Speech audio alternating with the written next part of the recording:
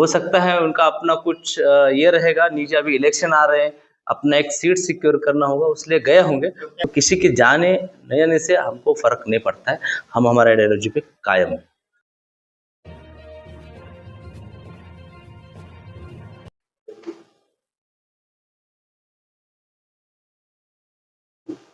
कल एसडीपीआई के जलसे से आपने खिताब किया, यहाँ के जो कैडर से उनसे मुलाकात की। मालेगांव में क्या लगता है सियासी हालात किस तरफ जा रहे हैं? सियासी हालात अगर आप देखेंगे, आवाम में ये कशमकश है कि जिस तरीके से मसले चल रहे हैं, जिस तरीके से किरीट सोमैया जैसे भाजपा के अश्लील भोंगे यहाँ पे आके माहौल ख़राब करने की कोशिश कर रहे हैं, और उसी के साथ साथ कॉरपोरेशन के अंदर जिस तरीके से भ्रष्टाचार बहुत बड़े पैमाने पे फैल रहा है, और जो सियासी चंद खानदान यहाँ पे मालेगांव के अंदर अपनी एक किंगडम जैसे मालेगांव को देख रहे हैं कि हम यहाँ के राजा हैं, उस तरीके से बर्ताव है। अलग अलग पार्टी से वही लीडर्स बार बार आते हैं, वही खानदान के लोग आते हैं। आवाम में एक कशमकश है कि अब जो है हमारी आवाज़ उठाने वाला, हमारा दर्द समझने वाला, हमारे लोगों की नुमाइंदगी करने वाले कोई चाहिए। आवाम एक विकल्प तो ऐसा क्या बोलते हैं उसको उर्दू में, विकल्प जो है मुतबादिल के तलाश में है, और वो मुतबादिल वो नौजवानों के बीच देखना चाहते हैं और हमारे बीच की आवाज़ हो, ऐसी एक आवाम की ख्यालात है। उसको एसडीपीआई को जो है वो मुतबादिल के तौर पे देख रही है। हमने काफ़ी सोशल एक्टिविस्ट लोगों से, कुछ पुराने सियासी लोगों से गुफ्तगू की, तो अल्हम्दुलिल्लाह बहुत अच्छा एक रुझान है। लोग बदलाव चाहते हैं, और इन जो आजी और माजी दोनों आमदारों से और उनके सियासत से आवाम उकता चुकी है।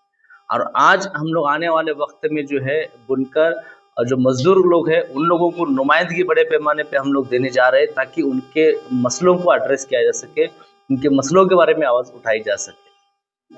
गुज़िश्ता 2-3 इलेक्शन से मुद्दा एक जो बदलाव आपने कहा है, बदलाव एक मुद्दा होता है, लेकिन मालेगांव में देखा गया है कि वही 2-3 सियासी पार्टियां जो इक़्तिदार हासिल करती हैं। तो इस वक्त आप किस बदलाव की बात? हम बदलाव चाहते हैं कि इन सियासी, पहले चीज़ तो ये है कि बदलाव के हद तक महदूद नहीं है। ये लोग जो चंद खानदान हैं वो ये समझते हैं कि नुमाइंदगी करने का हक सिर्फ हमें है, और हम ही मालेगांव पे राज करेंगे, चाहे मैं नहीं करूँगा, कोई और खानदान राज करे, उसमें दिक्कत नहीं है। उनको सबसे ज़्यादा अगर चिढ़ किसी चीज़ में है ना, कि एक आम आदमी मालेगांव का उठे, आवाज़ बुलंद करे और उनकी नुमाइंदगी, ये वो लोग बर्दाश्त नहीं करते हैं। तो ये जो वो लोग बैठे हैं लेके, इनको उखाड़ फेंकने की मानसिकता सोच लोगों ने ठान ली है, बहुत हद तक उसमें हुआ है। तो बदलाव सिर्फ पक्ष बदलना या फिर ये बदलना नहीं है। आप देखेंगे घुमा फिरा के वही खानदानों के बीच में रहता है। हम लोग जो आए हैं ना यहाँ पे, ये सियासी गुलामगिरी को खत्म करने आए हैं। लोग आप समझ चुके हैं, लोग काफ़ी समझदार है, और ये बदलाव लोग लेके आएंगे, और उसके लिए प्लेटफॉर्म अवेलेबल कराने का काम जो है social democratic party of India कर रही है, और नई सियासत हम लोग लेके आए हैं। अब सियासत जो होंगी वो मुद्दों की होंगी, अब सियासत जो होंगी उनके हुकूकों की होंगी। सिर्फ हम लोगों ने कोई ऑप्शन नहीं है, ये 2-3 खानदानी बच्चे कुछ ऐसे लोगों के सामने बार बार जताया जाता है, ये नहीं तो ये नहीं तो ये, वो 3 खानदान को छोड़कर हम लोग एक नई लीडरशिप मालेगांव को देने जा रहे, जो यंग लीडरशिप होंगी।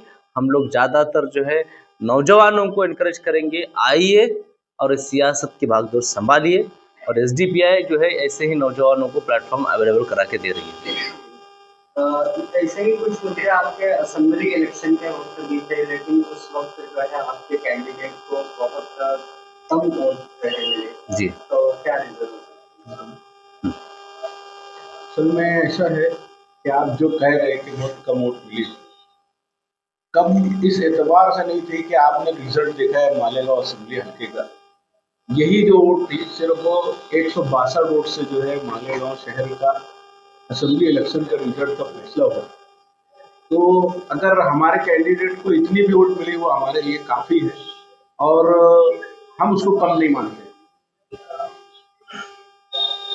इसमें देखिए असेंबली में आप देखेंगे, जब असेंबली चल रही थी उस वक्त में कुछ वीडियोज़ है, मालेगांव के बहुत अहम मसले थे। यहाँ के शहरियों के ऊपर बाकायदा सवालिया निशान खड़ा किया जा रहा था कि ये घुसखोर है, ये रोहिंग्या है, ये बांग्लादेशी है।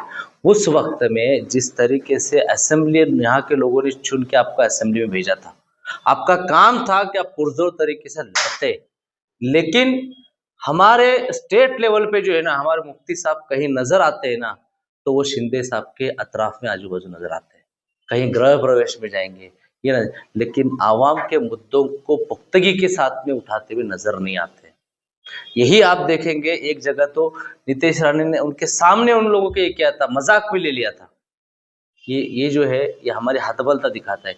मालेगांव में वो पोटेंशियल है, मालेगांव में वो ताकत है कि पूरे महाराष्ट्र के माइनॉरिटी मुसलमानों के नुमाइंदगी करने के लिए ऐसा एक लीडर भेजे जो पूरे महाराष्ट्र के मुसलमानों की नुमाइंदगी कर सके। लेकिन अफसोस की बात है कि हम यहाँ से जिनको चुन के देते हैं, उनको वहां पे जो विधानसभा के अंदर सर्कुलर आता है उसको पढ़ने में दिक्कत आती है, मराठी पढ़ नहीं पाते आप, समझ नहीं पाते आप, फिर आवाज उठाना तो बहुत दूर की बात है। मुझे एक ही बोलना है कि हम लोग जो है ना, मस्जिद के इमाम या फिर जो है ना कोई बिजनेसमैन, कोई जमीन का लेन देन करने वाला आदमी अपॉइंट नहीं कर रहे, हम लोग सियासतदान नहीं कर रहे।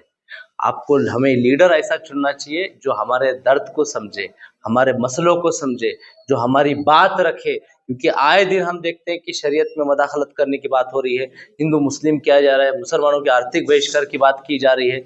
अभी आप देखिए, आज अमरावती के अंदर एक राज्यसभा आमदार है, सॉरी राज्यसभा के खासदार, उन्होंने एक बैनर लगा था चौराहे पे, इस्लाम को जानिए, क्योंकि इस्लाम के बारे में बहुत सारे गलतफहमियां ये कर रहे हैं। चंद लोगों ने परमिशन लेके पुलिस का एक बैनर लगाया था, सिर्फ इतना लिखा था, इस्लाम को जानना चाहते हैं तो इस नंबर पर राब्ता करें।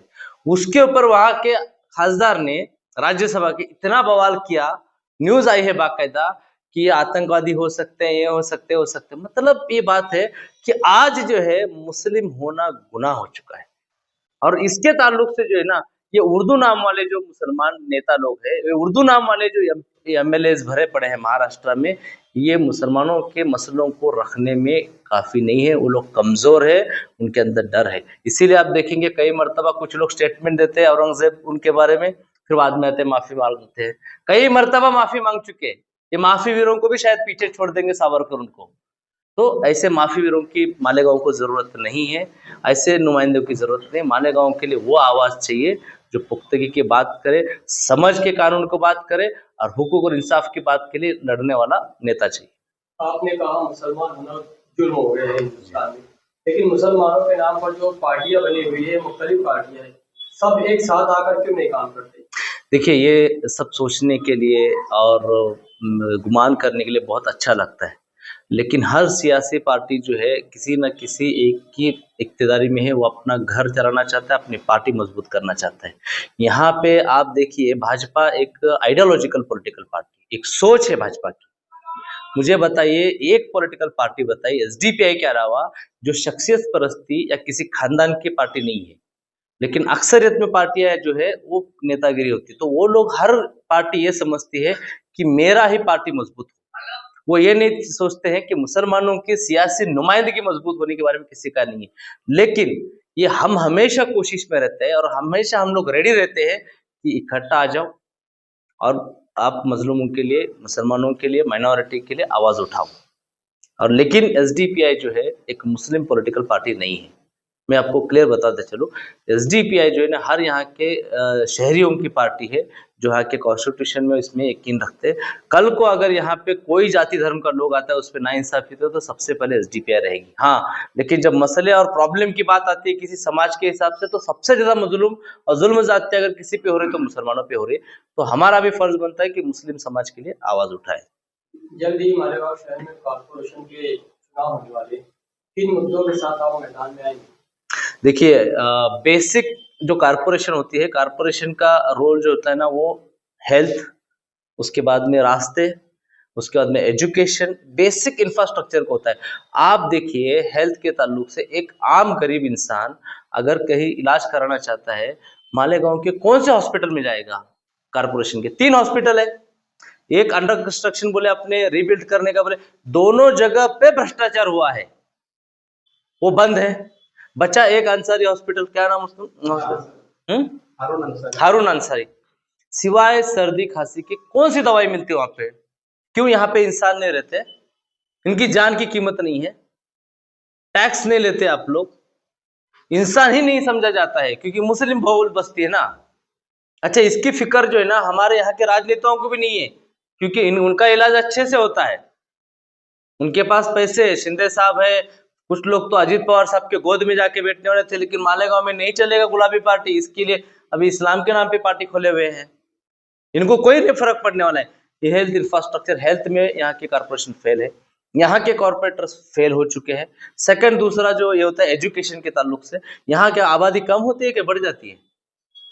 ये अजीबोगरीब कॉर्पोरेशन है। हमारे बच्चों को कम से कम तालीम तो हासिल करने दो।